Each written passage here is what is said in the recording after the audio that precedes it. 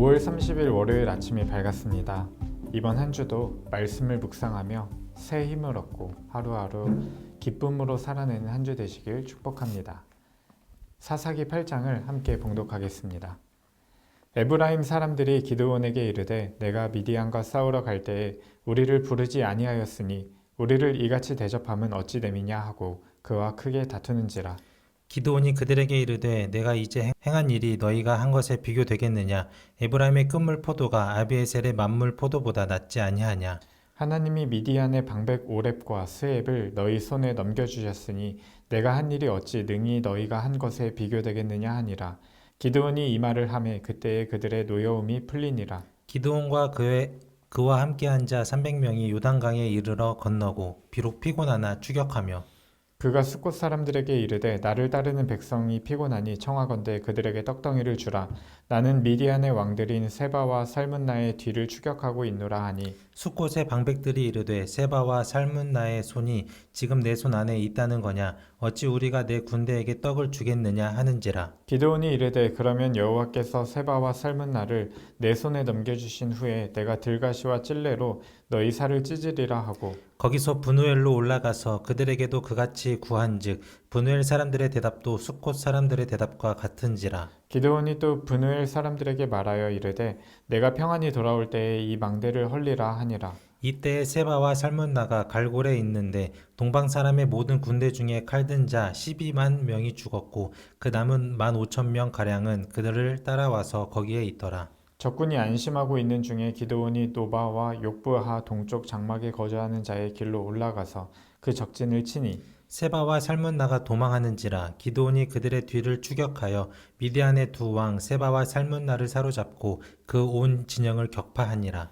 요아스의 아들 기드온이 헤레스 비탈 전장에서 돌아오다가 숫곳 사람 중 한 소년을 잡아 그를 신문하매 그가 숫곳의 방백들과 장로들 77명을 그에게 적어준지라. 기드온이 숫곳 사람들에게 이르러 말하되 너희가 전에 나를 희롱하여 이르기를 세바와 살문나의 손이 지금 내 손에 있다는 거냐. 어찌 우리가 내 피곤한 사람들에게 떡을 주겠느냐 한 그 세바와 살문나를 보라 하고 그 성읍의 장로들을 붙잡아 들가시와 찔레로 숫곳 사람들을 징벌하고 브누엘 망대를 헐며 그 성읍 사람들을 죽이니라. 이에 그가 세바와 살문나에게 말하되 너희가 다볼에서 죽인 자들은 어떠한 사람들이더냐 하니 대답하되 그들이 너와 같아서 하나같이 왕자들의 모습과 같더라 하니라. 그가 이르되 그들은 내 형제들이며 내 어머니의 아들들이니라. 여호와께서 살아계심을 두고 맹세하노니 너희가 만일 그들을 살렸더라면 나도 너희를 죽이지 아니하였으리라 하고 그의 맏아들 여델에게 이르되 너 일어나 그들을 죽이라 하였으나 그 소년이 그의 칼을 빼지 못하였으니 이는 아직 어려서 두려워함이었더라. 세바와 살문나가 이르되 내가 일어나 우리를 치라. 사람이 어떠하면 그의 힘도 그러하니라 하니 기드온이 일어나 세바와 살문나를 죽이고 그들의 낙타 목에 있던 초승달 장식들을 떼어서 가지니라. 그때 이스라엘 사람들이 기드온에게 이르되 당신이 우리를 미디안의 손에서 구원하셨으니 당신과 당신의 아들과 당신의 손자가 우리를 다스리소서 하는지라. 기드온이 그들에게 이르되 내가 너희를 다스리지 아니하겠고 나의 아들도 너희를 다스리지 아니할 것이요 여호와께서 너희를 다스리시리라 하니라.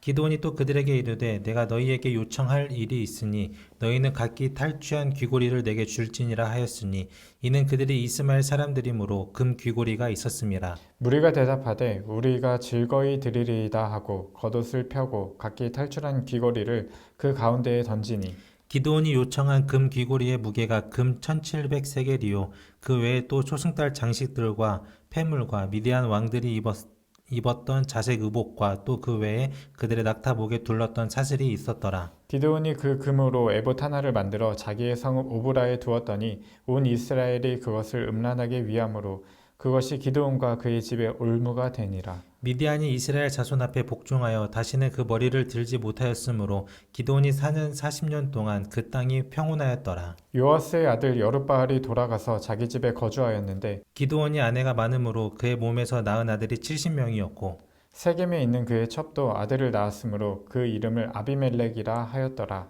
요아스의 아들 기드온이 나이가 많아 죽음에 아비에셀 사람이 오브라에 있는 그의 아버지 요아스의 묘실에 장사되었더라. 기드온이 이미 죽음에 이스라엘 자손이 돌아서서 바알들을 따라가 음행하였으며 또 바알브릿을 자신들의 신으로 삼고 이스라엘 자손이 주위의 모든 원수들의 손에서 자기들을 건져내신 여호와 자기들의 하나님을 기억하지 아니하며 또 여룻바알이라 하는 기드온이 이스라엘에 베푼 모든 은혜를 따라 그의 집을 후대하지도 아니하였더라.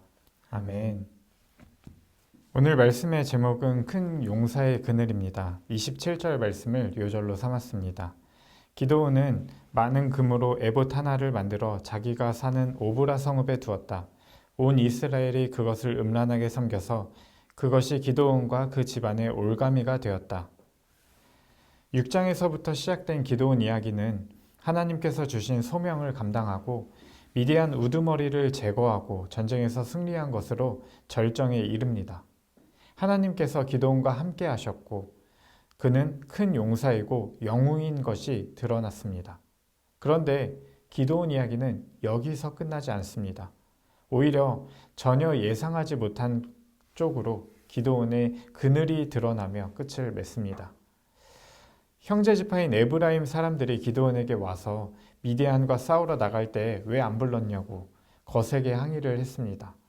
에브라임 사람들은 애초에 이 전쟁에서 자신들이 담당한 역할이 성에 차지 않았습니다. 전쟁에서의 기여도는 승리의 영광을 차지할 뿐만 아니라 전리품을 나누는 일과도 관계가 깊었습니다. 기드온은 제가 한 일이 여러분이 한 일과 비교가 되겠습니까? 하면서 아부를 했습니다. 기드온은 에브라임 지파 사람들에게 알랑방귀를 끼며 그들의 노여움을 풀어주었습니다. 이어서 나오는 기드온의 모습은 같은 사람이 맞나 하는 생각이 들게 합니다. 기드온의 군사 300명은 여전히 남은 미디안 군대들을 추격 중이었습니다. 이들은 이미 지친 몸이었습니다. 숫곳이라는 성읍에 이르렀을 때 그곳 사람들에게 나를 따르는 군인들이 지쳤으니 그들에게 빵 덩어리 좀 주시오 했습니다. 숫곳의 지도자들은 보통의 약자들이 가지고 있는 태도를 가지고 있었습니다. 누군가를 도왔다가 다른 쪽에게 보복을 당할 수 있기 때문에 승자가 확실히 결정되기 전까지는 어느 편에도 속하고 싶지 않았던 것입니다. 그들은 약한 사람들이었습니다.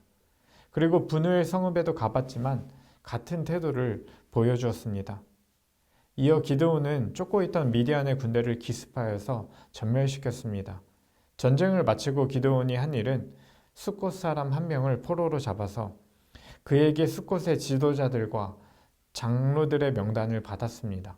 그리고 그들을 들가시와 찔레를 가져다가 응징하고 분우엘 성읍에 가서 망대를 헐고 그 성읍 사람들을 죽였습니다. 큰 용사가 아니라 폭군 기드온의 모습입니다. 기드온이 가졌던 두려움과 과묵함은 어느새 공격적인 성향으로 변해 있었습니다. 그는 오랜 억압과 전쟁을 통해서 이기는 편에 서야 했던 불쌍한 동족들을 무자비하게 심판했습니다. 자신도 모르는 사이에 왕과 같은 권력이 그에게 주어졌습니다. 미디안 왕을 사로잡아 처형하게 되었을 때 그는 자신의 장남에게 그들을 죽이라고 하였습니다. 그러나 그의 아들은 이를 거부합니다. 두려워하고 무기력하던 청년 기드온과 같은 그의 장남의 모습을 보니 기드온의 달라진 모습이 더욱 적나라하게 대비가 됩니다. 이스라엘 사람들은 기드온에게 당신과 당신의 아들과 또 당신의 손자를 통해서 우리를 다스리소서라고 합니다. 기드온의 권력과 영향력은 최고조에 이르는 것입니다. 기드온의 대답은 얼핏 은혜롭게 들릴 수 있습니다. 그러나 그는 이미 왕과 다를 바가 없습니다.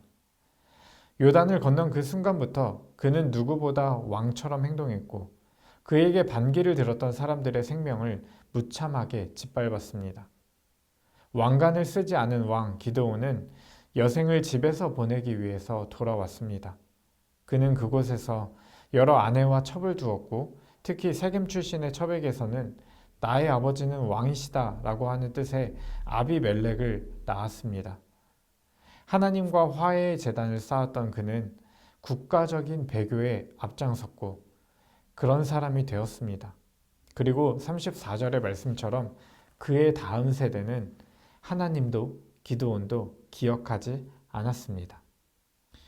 사랑하는 아침가족 여러분, 이중적일 수밖에 없는 우리네 모습을 회개합시다. 그리고 정직한 영을 새롭게 하시는 하나님을 붙듭시다. 인생 말미에 많은 성취와 성공을 남기면서 온 이스라엘이 그것을 음란하게 섬기게 만든 기드온이 되기보다는 우리의 이름이 기억되지 않더라도, 우리가 이 생을 살면서 남기는 것이 그리 많지 않더라도 우리와 동행하셨던 주님은 주변 사람들과 자녀들에게 남길 수 있는, 기억되게 할 수 있는 그런 은혜를 우리 삶에 허락해 달라고 하나님께 구합시다. 오늘도 주님께서 선한 길로 인도하여 주실 것입니다. 기도하겠습니다. 주님, 이 아침의 두려움과 떨림으로 주님의 말씀을 마주합니다. 우리네 이중적인 모습을 회개합니다. 한결같고 정직하여 주님께서 우리에게 같이 살도록 허락해 주신 사람들에게 주님의 은혜를 끼치며 살아갈 수 있도록 주님의 크신 사랑으로 인도하여 주시옵소서. 다음 세대가 부와 성공을 이룬 교회를 바라보면서 하나님을 기억하지 않는 세대가 되지 않도록 우리에게 허락된 시간 동안 겸손하게 주님을 바라고 주님을 구할 수 있도록 성령으로 인도해 주시옵소서. 예수님의 이름으로 기도합니다. 아멘. 하늘에 계신 우리 아버지, 아버지의 이름을 거룩하게 하시며 아버지의 나라가 오게 하시며 아버지의 뜻이 하늘에서와 같이 땅에서도 이루어지게 하소서. 오늘 우리에게 일용할 양식을 주시고 우리가 우리에게 잘못한 사람을 용서해 준 것 같이 우리 죄를 용서하여 주시고 우리를 시험에 빠지지 않게 하시고 악에서 구하소서. 나라와 권능과 영광이 영원히 아버지의 것입니다. 아멘. 함께 기도하겠습니다.